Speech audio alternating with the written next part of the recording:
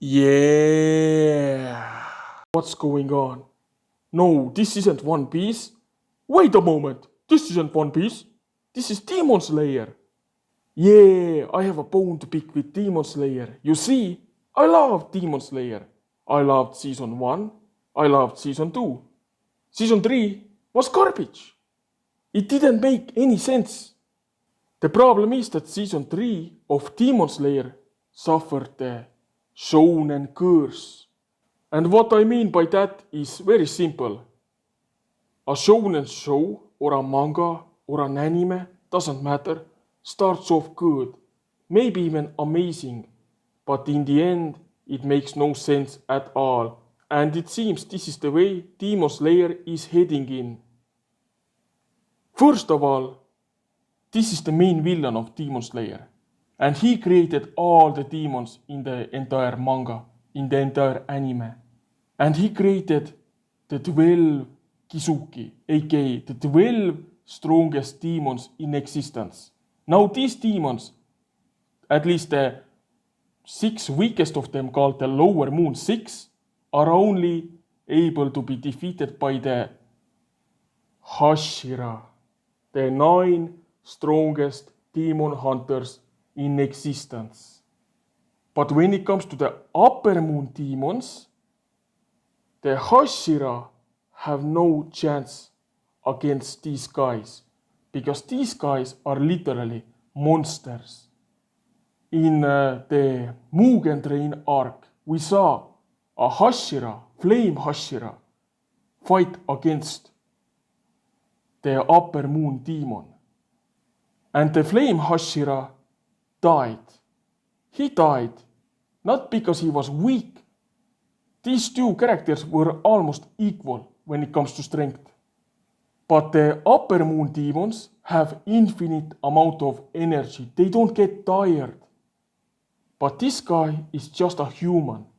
And his death was important in the story to show that no matter how strong the demon slayers are, they are no chance against the Upper Moon demons.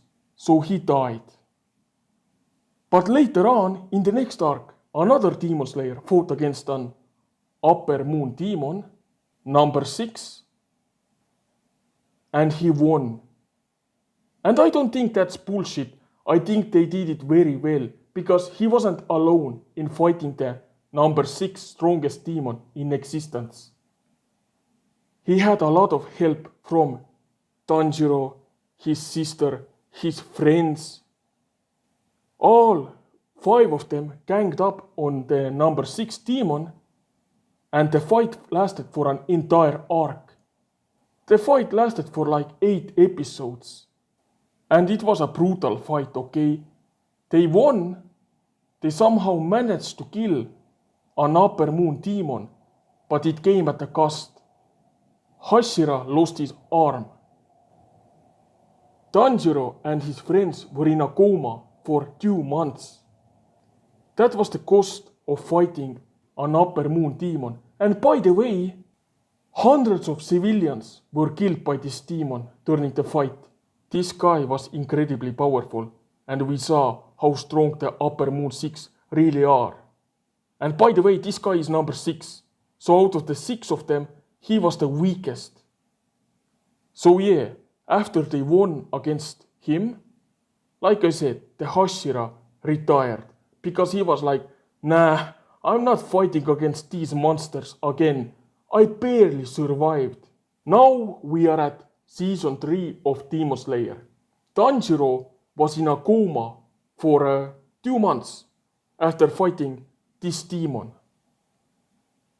He wakes up from a coma and he goes to the Swordsmith village. And that village, well, before we get to that, Musan finds out that Upper Moon demon was killed, so he threatens all the remaining Upper Moon demons. He's like, you guys are useless. Like, you guys have not lost in hundreds of years. You guys have never lost. Not a single Upper Moon demon has ever been defeated. And now you guys lost? What use are you to me? And he was pretty pissed off. And by the way, not a single Upper Moon demon has ever been defeated in the entire story. Number 6's death was the first death of an Upper Moon demon in the story, at least in hundreds of years. So yeah, so this demon is like, I know about this thing that you want. So he tells the guy, okay, you number 4 strongest demon and the number 5 strongest demon, you two go get that thing. So they go to the exact same village as Tanjiro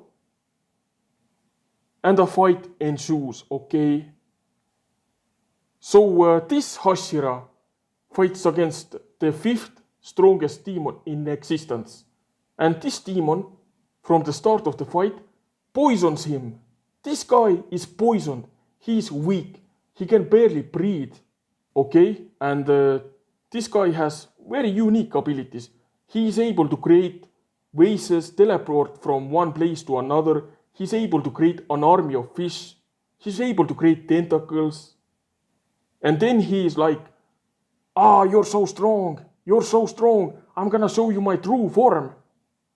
And he turns into this. And this guy's ability is, I'm super strong and I look like a snake. I look like a fish-snake hybrid. And you know what's ridiculous? This guy had worse abilities when he became his ultimate form. He lost all the cool abilities this guy had. He said that I'm gonna show you my true form. And he turned weaker, which doesn't make any sense. He was fast, but not as fast as a human who was poisoned. So this Hashira fought 1 against 1 against the 5th strongest demon in existence. And he was poisoned, he was tired, and he won. He won because he was faster than this creature. He was faster than the 5th strongest demon in existence. I mean, the last time a Hashira fought against a demon and he died. He died while fighting 1-on-1 against a demon because that was the rule. The rule was that the upper class demons are so powerful that not a single person is able to go 1 versus 1 against an upper class demon and survive. It has never happened. But somehow this guy fought against the 5th strongest demon in existence and he easily defeated the guy. He was faster, he was stronger. And by the way, this demon, he had very unique abilities in his original form, but his ultimate form, the only special ability was, everything I punch turns into fish. I'm not even joking. And you know what's the most ridiculous thing about him? About the 5th strongest demon? Well, he didn't even get a backstory. Like, even random ass demons who showed up for 1 episode that were defeated by Tanjiro had a backstory. Literally every demon Tanjiro defeated, a random ass demon that he defeated, had a backstory. But an upper class demon, the 5th strongest demon in existence, let's not give him a backstory. Let's just have him be defeated by a single human. And it gets even worse. There was another demon fighting at the same time, at the same village, and he was fighting against Tanjiro, Nezuko, and Kenya. These 3 fought against upper class number 4. They were no match against him. And then a Hashira showed up alone without any backup. And this guy's ability was to summon 4 giant massive earth dragons from the ground. And each of the dragon heads had a different ability. And these 3 said to Hashira that, hey, that's not his true form. If you cut off his head, nothing will happen. You have to find the little form, okay? That's hidden somewhere in the forest. Now my question is, if this guy has earth powers, why didn't he hide his true form under the ground where no one can get to him? Why didn't he just do that? No, I'm gonna put my weakest form, the form that can have me killed, inside of the forest without any protection, and the 4 giant massive dragon heads, they are going to protect me. Even though I'm just a puppet of this guy, and this guy is the actual true demon form. And this guy dying will kill all of them, all of his forms. So yeah, the harshera starts fighting against him, easily destroys giant, massive dragon heads that he created, like easily, with no sweat. This guy can barely make the harshera bleed. He gets a close range attack on the harshera, and surprise, surprise, she is completely fine. Because it turns out that she has super strength. And she had super strength ever since she was a small child. When she was 6 years old, she was able to win against grown-ass men in arm wrestling. A 6-year-old little girl won against grown-ass men in arm wrestling. So yeah, he fought against... By the way, this guy died because he was a human. Because he was a human, but now apparently humans can also have super strength out of nowhere. Because why not? So yeah, she fights against this demon. And by the way, at the end of the fight, all she has is a little blood up here. That's it. Fights against an upper class demon, doesn't even get injured. I mean, this guy lost an arm, almost died. This guy died. And she is like, nah, I have super strength. I can handle him. And while she kept him busy, Tanjiro, Nezuko, all these guys went after the true demon that had no protection.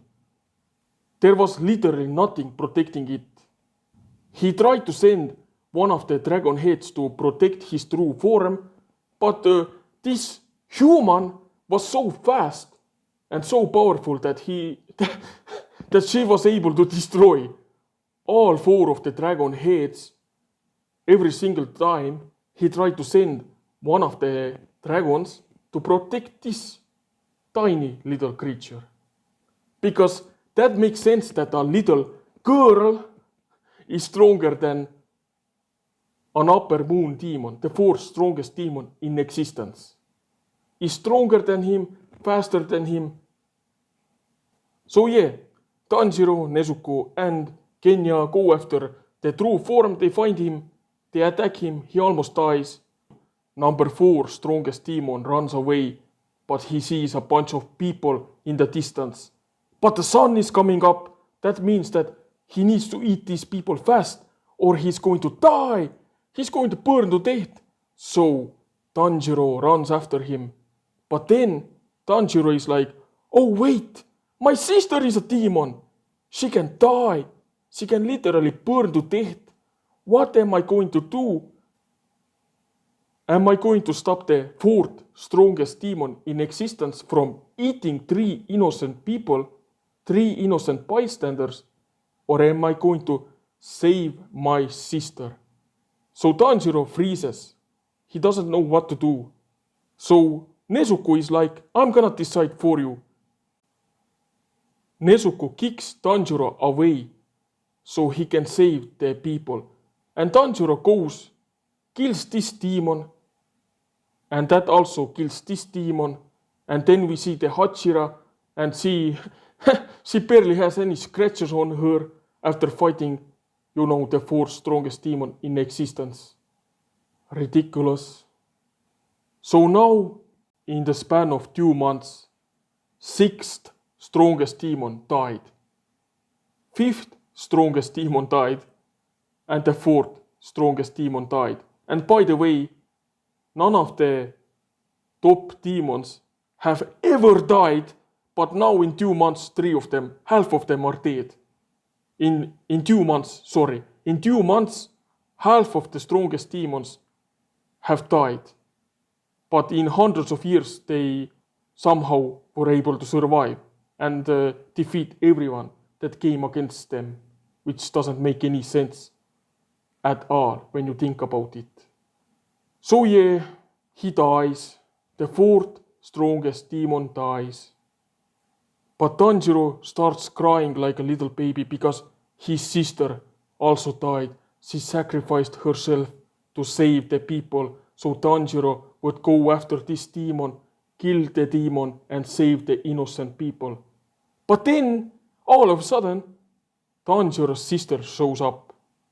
At first I was like, oh, she's a ghost. We have seen ghosts before in the story. That makes sense. She is there to say her last goodbye to her brother. But no, it turns out that she got immunity to sunlight somehow. And the episode didn't even explain how. How all of a sudden Nezuko is literally immune to sunlight while being a demon. I went to Google to find out if this manga ever gave an answer to why Nezuko is immune to the sunlight, and nope, it never gave an answer. People only have theories. Oh, maybe because she got too much of Kusan's blood, which doesn't make any sense considering the fact that he isn't immortal to the sun. Maybe it's because she has never eaten a person, or maybe it's because she's a descendant from the Sun clan or something. Yeah, it's a bunch of bullshit. That's what it is. So now let's talk about other things that made no sense. Let's talk about Kenya. So Kenya looks like a fucking demon. A harshera shows up, sees Kenya looking like a demon, sees a demon fight against another demon. And she doesn't even question it. She doesn't even ask why Kenya looks like a demon. You can say that maybe she knows about Kenya's ability to eat demons and look like a demon. Except for the fact that she doesn't, because she recently said in the first or second, no, it was the third episode or the second one, doesn't matter. She said that Kenya has the same name as another harshera. Are they related? So she has never met Kenya before this arc. But somehow she is not shocked that a demon is helping her fight against another demon, which is completely out of character for a harshera.